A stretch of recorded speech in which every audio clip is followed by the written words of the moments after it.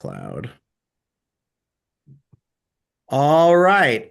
Good evening, everyone, and welcome to the Edgemont Community Council PTA PTSA 2026 Edgemont budget information session. Really grateful for everyone who's joined us this evening. Um, I will introduce myself. I'm Dylan Pine, and I have the privilege to serve as president of the Edgemont Community Council. For those who are unfamiliar with the ECC, we are Edgemont's advocacy and civic engagement organization.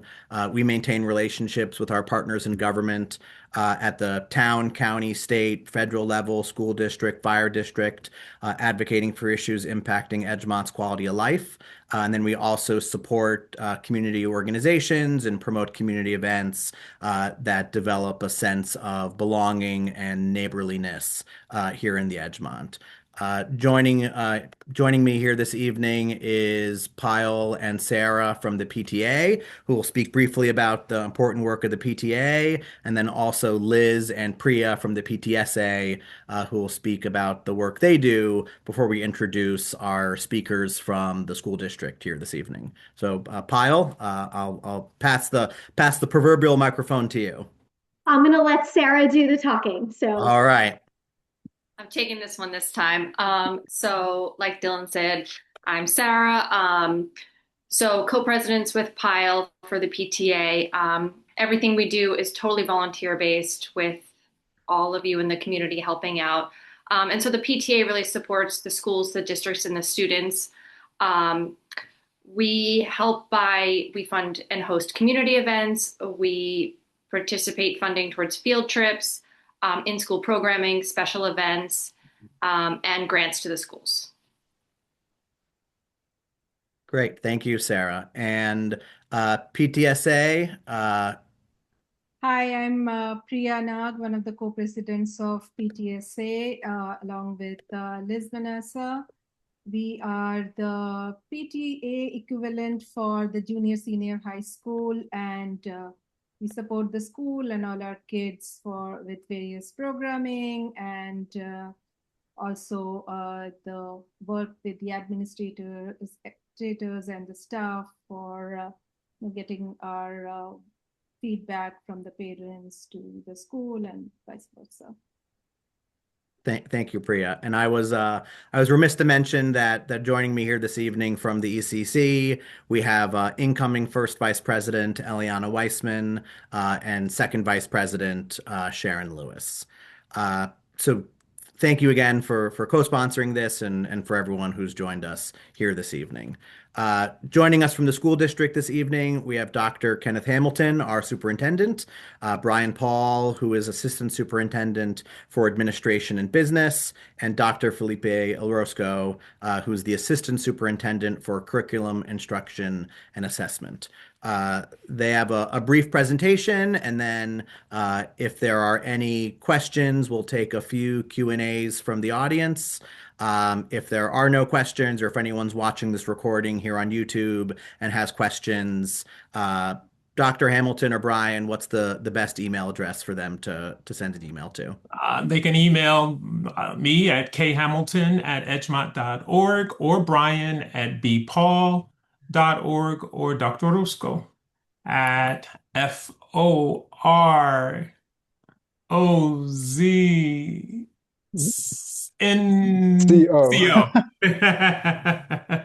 All right, thank you.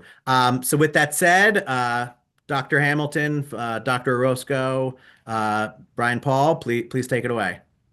Glad to. First of all, thank you very much for having us this evening. A special thank you to our partners, ECC, PTSA, and PTA for all the work you do to help us provide the best educational experience possible for our students. And we would absolutely not be able to do the work that we do without your partnership.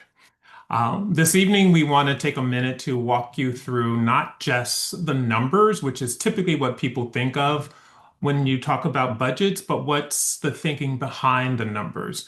And the budget is really more of a fiscal plan that supports our programs and services, our plan towards excellence.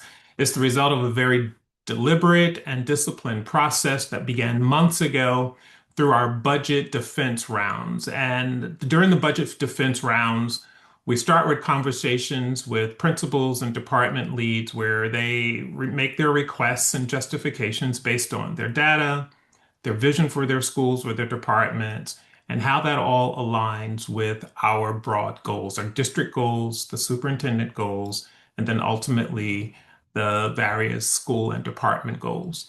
At its core, the budget is about alignment of our instructional vision and how we support the elements of the profile of an Edgemont graduate to ensure that all of our students' needs are being met. It reflects a balance between our fiscal responsibility of strategic investment and ensure that we support and sustain the excellence that Edgemont is known for, and that we continue to move the field goal and raise the bar for all of our students. What you see here is a clear alignment between our fiscal planning and our instructional priorities. It's not just a budget that's built in isolation. It's actually the result of coordinated work across various departments and central office, and there's a pretty elaborate process that goes into creating our budget. But there are three main ideas that I want to emphasize relative to our fiscal planning toward excellence, and that is our commitment to continuous improvement.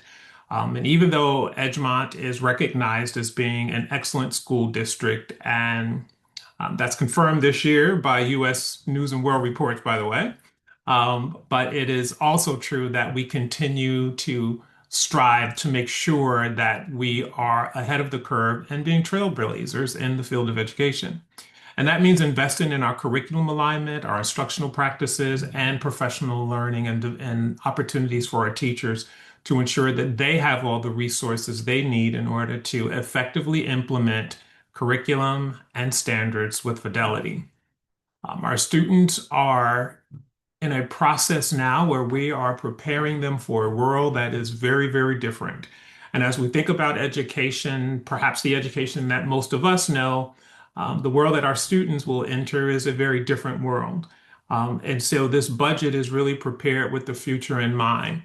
You'll see through our emphasis on literacy, numeracy, STEAM, and digital fluency that is directly tied to the profile of an Edgemont graduate. We're advancing access and support to ensure that we are offering interventions for all of our students and making certain that all of our learners, no matter where they fall on our continuum, that they are being supported and that we are using all of our resources to make data-informed decisions, and that we are not only investing in our students that are in our schools today, but the students that will come in the future. And we're measuring our impact, refining our approach, and using this fiscal plan or our budget planning time to carefully evaluate and assess what the district is doing. Felipe, if you don't mind, if you would just talk a little bit about the curriculum and instructional alignment and equitable access that we've been working on and our accountability systems for continued improvement. Sure. Thank you, Dr. Hamilton. So as you can see here in this slide, our budget is organized into three strategic pillars. And our first pillar is curriculum and instructional alignment. And at the core of this work is coherence, ensuring that what we expect the students to learn is aligned across grade levels and content areas, that we're continuing to strengthen the alignment so that there is a clear and consistent learning progression from one grade to the next.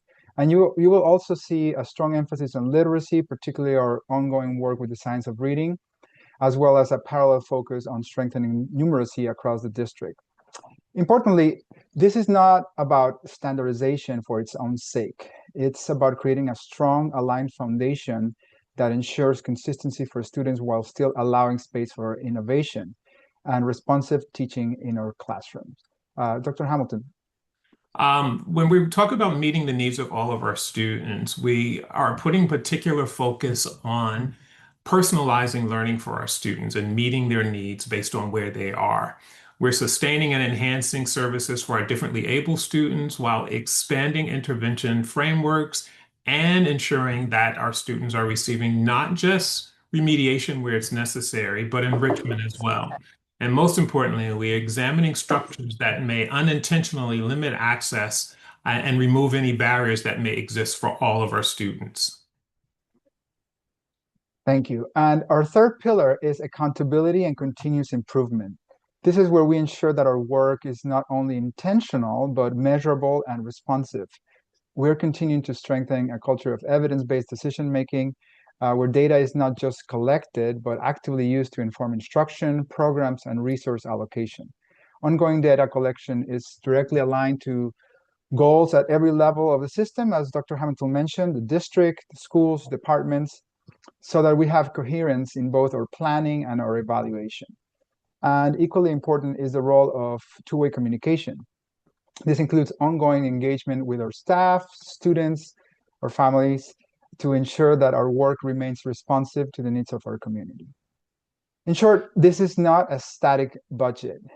It is dynamic, reflective, and designed to continuously improve over time. I pass it up to Dr. Hamilton. This slide highlights where we are really making a targeted investment beyond our core obligations. First, it's important to kind of acknowledge that a significant portion of our budget is dedicated to contractual obligations. The vast majority of our budget is really built on fixed costs. That's around staffing, special education services, maintaining existing programs that are fundamental and foundational, and dealing with those things that we believe are non-negotiable to maintain our excellence. So when you look at this budget, and Brian will talk about that more in greater detail, so many of our costs are fixed in that we don't have a whole lot of flexibility to expand programs and services, particularly as we try to be fiscally responsible and being sensitive to the economic times that we're living in. But beyond that, we're making strategic investments into really three key areas. The first, in our STEAM advancement, we're continuing to build a cohesive K-12 STEAM program. As you guys know, we currently have STEAM in our secondary programming, but the focus here is on alignment and progression, ensuring that students are developing skills in a deliberate and connected way as they move through the grades. And this is about moving from isolated experience to a more unified district vision for STEAM learning K-12. At the same time, we remain grounded in the instructional core, as Dr. Hamilton mentioned. We are making targeted investments in literacy and mathematics. Why? Well, along with high quality instructional materials that support tier 1, tier 2 instruction, we want to make sure that our foundation cannot be shaken. So just as important, these materials are paired with, aligned with professional development. This ensures our teachers not only have access to strong resources, but also the training and support needed to implement them effectively. So together, these efforts strengthen both our innovation and the foundational skills that drive student success. Now I'll turn it over to Dr. Hamilton again. Hopefully you've noticed over the last couple of years in particular that we have devoted considerable attention to our facilities and advancing projects connected to the 2024 Building Dreams Capital Bond Initiative. So many things on our campuses and throughout our district really need significant attention. And we have really been very diligent in trying to address those needs and build a campus and educational environment for our students that reflects the excellence that Edgemont is known for. This ensures that our learning environments support excellence and ensure that our teachers have all the resources they need to provide instruction in not just having materials, but also having access to technology and professional development and resources that they need in order to effectively deliver all of the things that our students need, and ensure that they have spaces for co-curricular and extracurricular activities. The key message here is that these investments are very intentional. They're directly aligned to improving student outcomes and strengthening our overall system. Now, I'm going to ask Brian to kind of take it from here, because at this point, we're kind of getting into the numbers, and that's really what people want to hear most about. How does the budget impact you? How does it impact you personally and professionally? And what does it mean for our district? And what are our various streams of revenue that helps us offset some of our costs to the extent possible? Brian? Great. Thank you. Good evening, everyone. I know many of you who are tuning in currently right now have been at several of our meetings and appreciate your involvement along the way as we have developed and outlined this budget for the community. I'll go over some of the basic elements kind of in a summative way. The proposed and now adopted budget for the 26-27 school year is just over 77 million at 77,409,438. That represents a 4.62% budget to budget increase when compared to the current 2025-26 school year budget. To support that, the primary driver of revenues for the district is the tax revenue that we obtain from taxpayers. The tax levy that we have proposed is $64,229,035, which is a 3.5% increase over the current year's tax levy. There have not been significant changes in the overall assessment of the district, and so you'll find that the anticipated tax rate change is very similar at 3.51%. Dr. O, could you go to the next slide, please? This slide depicts a 10-year look back of our budget to budget trend. You'll see that this year's increase of 4.62 is outpacing what the average budget to budget increase over those last 10 years has been. But this is very easily explainable. It is primarily the result of new debt service obligations that are tied to our capital bond. We anticipate bringing on $2.65 million of new debt service to support a bond sale that we just had this week, and we'll be closing on May 8th to secure $32 million of the $65 million for that capital bond. So for those who don't understand debt service, think of it almost like a mortgage on your home. It's the payments that we make annually, both principal and interest on the on the bonds that we sell, both short-term and long-term. Most of these have been packaged in 15-year increments, and will sit on our books for the next 10 to 15 years, depending on the sale that we go through. Thank you very much. The $2.65 million increase does result in a significant available tax levy for us. And so we put together this slide just to discuss really what the 2% tax cap means for a district like Edgemont. So you probably have all heard of the 2% tax cap. It is really law that was enacted back in 2011, which limits the annual growth of property taxes that are levied for school districts or municipalities to the lesser of 2% or the rate of inflation. As you would expect, over the last several years, the rate of inflation, which is measured by the CPI, the Consumer Price Index, has exceeded 2% by considerable margins for most years over the last 5. The current year's CPI is 2.65%. So what that means is that a school district's maximum allowable tax levy is really based on a formula that starts with last year's tax levy, factors in what's called the tax base growth factor, which is determined by the state. This year for Edgemont, that's 1.87% increase.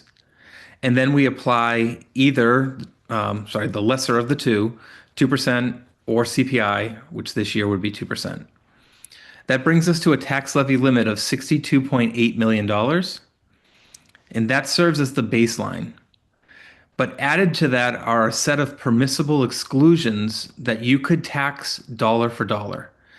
You see here I've outlined $3.9 million in permissible exclusions. That is all money related to debt service, either past or future, that could be added directly to the tax levy. What that means is when a community supports a bond vote like they did in 2024, part of that vote authorizes the district to raise taxes to support that initiative. In this instance, raising the tax levy by almost $4 million above the levy limit would have resulted in a maximum levy of $66.7 million. That would have been just under an 8% increase year over year. In working closely with the Finance Committee, Dr. Hamilton, and several members of the Board of Education, we made the strategic decision to not take the maximum allowable tax levy for the second year in a row. And in fact, are proposing a levy that is $2.5 million below the maximum that would be permissible by New York state law. Go to the next slide, please.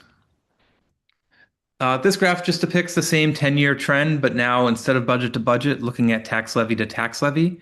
And I think this has really been a primary driver of our budget work in our strategic plan over the last several years, spanning several different members of board or several different boards of education and several different administrators. There's been one consistent ask when we're developing our budget is to try to maintain tax increases that do not represent themselves in wild swings, whether they be up or down. And you'll note that we span here between about a 1.5% up to 4.3% over that 10-year period. But we've been able to control the volatility of changes in CPI over several years by utilizing fund balance and our reserves to bridge the gaps. Next slide, please. So when we talk about balancing the budget, we're really balancing all of the anticipated expenditures, which you see on the left-hand side in very summative categories, with the available revenue streams that are available to school districts. And working on the right side from bottom up, in a district like Edgemont, the vast majority of our revenues do come from property taxes. However, we have had significant increases in available state aid over the last 3 to 4 years, as the state has made a commitment to fully fund districts by the foundation aid formula. Additionally, given the current market conditions, investment interest has been very favorable for the district. We've been able to secure funds both through capital projects and the establishment of reserves that have yielded significant investment returns, which have been able to help bridge the gap and manage the tax levy for the last 2 years in particular. The sales tax, tuitions received, rentals of properties, and miscellaneous revenues as a catch-all have been relatively stable over the last several years, but do together as one bucket represent a pretty considerable amount of money of approximately $1 million. Sorry, $2 million. You'll note above in red is fund balance. If the district were to have elected to take the maximum allowable tax levy, we would not have needed to utilize fund balance to balance the budget and bridge the gap. But the decision to ensure that taxpayers did not see an 8% increase in the tax levy for this coming year, we have made the decision to appropriate just over $2.8 million of fund balance. Fund balance is, if you think it's a catch-all, it is the funds that sit above or in excess at the year end that result from excess surplus in unspent expenditures, plus any revenues that were generated above what was budgeted or planned for. There are many different forms of fund balance, some restricted and some unrestricted under New York State government fund accounting. The fund balance here is primarily derived from returns from our capital fund, from projects that were previously completed that came in under budget, returns from the tertiary reserve. As we've seen our liabilities reduced over several years, we've been able to lower the amount of funding we have available in our reserve, and through additional revenues received this year that are anticipated to exceed the planned revenues as of this time last year, plus any savings that we've been able to materialize through careful spending practices this year. The choice to use fund balance to bridge the gap is not one that does not come without consequences. When you talk about the 2% tax levy, each year the school district can only begins the formula and calculation with the previous year's tax levy. And so any decision to reduce the amount that is levied in the previous year does have a compounding impact over successive years. However, we're trying to be strategic and recognize that we do hold considerable reserves and have prepared ourselves for this moment when we bring on this debt service. In fact, if you recall or were in tune with the district through the capital bond process, we had discussed at that time our preparations to plan to use reserves and fund balance as a mechanism to help assist in lessening the impact for taxpayers. Next slide, please. School districts in New York State are required to present the budget in 3 parts by categorizing the expenses under administrative, capital, and program. And you'll see on the slide a brief description of what constitutes each of those three buckets. But for the purposes of today's presentation, I just want to point out, you'll note the administrative expenses are essentially flat from previous years. The large increase in the capital expense of almost 14%, again, comes directly from the debt service that we're bringing on, as debt service gets categorized as a capital expense. And the program increases of 3.4% are almost all tied to contractual increases in salaries, as we have a collective bargaining units, and there are agreed to increases and steps that lead to salary growth that represents the vast majority of that. If you were to speak to anyone involved in the budget defense process this year, from our principals to directors, Dr. O included, we were very, very clear with the messaging. We needed our departments to come forward with proposals that were as close to flat as could be, while ensuring that they were able to bring on new programs and services by finding ways to save through reductions in other expenditures. With that goal was really in mind because we knew that we were going to have such a significant increase in our debt service and capital expenses, and we needed to be able to mitigate the overall increase in the budget. And I think they did a wonderful job in doing so. Next slide, please. As Dr. Hamilton had indicated, there's several places where you can find information in the district. This being one, but on our budget website, you'll find all of the past presentations that were made starting in January, one slide or one page budget summaries, links to the videos, the slide decks, and additional resources, including the budget calendar, the calculation of the tax levy, revenue and tax rate summaries, the property tax report card, and the adopted budget book, which is a line-by-line analysis that shows expenditures over 4 years for every budget line in the district. Additionally, you'll soon be receiving in the mail the budget newsletter, which will come after next Tuesday's Board of Education meeting. They typically refer to that as a 6-day notice. So it's sent just before the budget vote so that all community members get a copy of the relevant and important information so they can prepare for the vote itself. Next slide, please. And just as a reminder, the vote is on May 19th. The polls open at 6 a.m. and they close at 9 p.m. The vote is held at the junior senior high school campus in the San Marco Gymnasium. The easiest way to access that is over on the side of the building to where the athletics entrance is by the athletic director, where we'll have clearly marked designated pathways for community members to come and vote. And with that, I'm going to turn it back over to Dr. Hamilton. Okay. In the budget newsletter, you will see very specific information that is effectively summarized from tonight's presentation, but will also include information about a couple of different proposals that we are also asking our community to consider. But I really do want to take this opportunity to thank our community for the support over the years and really see May 19th as the opportunity for you to exercise your thoughts about our school district, your thoughts about our budget, and your thoughts about the kind of education that we want our students to have now and in the future, and what Edgemont will look like in years to come. And I'll be glad to answer any questions if there are any. And remember that you can always email us first initial, last name at edgemont.org. And if there are questions that come after this presentation, we will be glad to answer them by way of email. I don't know if Dylan is still on, but if anybody wants to facilitate any questions, I'll be glad to try to answer them. Eliana and I are, this is Sharon. Eliana and I are the co-hosts. Does anybody have any questions?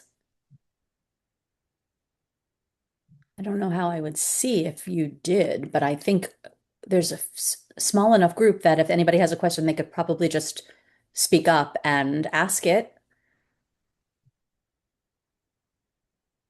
I hope this is indicative that we have been so thorough in all of our other presentations that everything is crystal clear and people feel incredibly informed and educated about our budget. Undoubtedly. It's always the goal. Well, thank you for having us this evening. Again, we appreciate our partnership and we look forward to seeing you on May 19th. Thank you, Dr. Hamilton and Mr. Paul. It's nice to see, and Dr. Orozco. We appreciate you. your going over this material with us and spending the time to make sure that the community has the opportunity to ask questions. That's Thank great. you. Thanks a lot. Appreciate you all. Have a good night. you all. Thanks, everyone. Good night. Bye.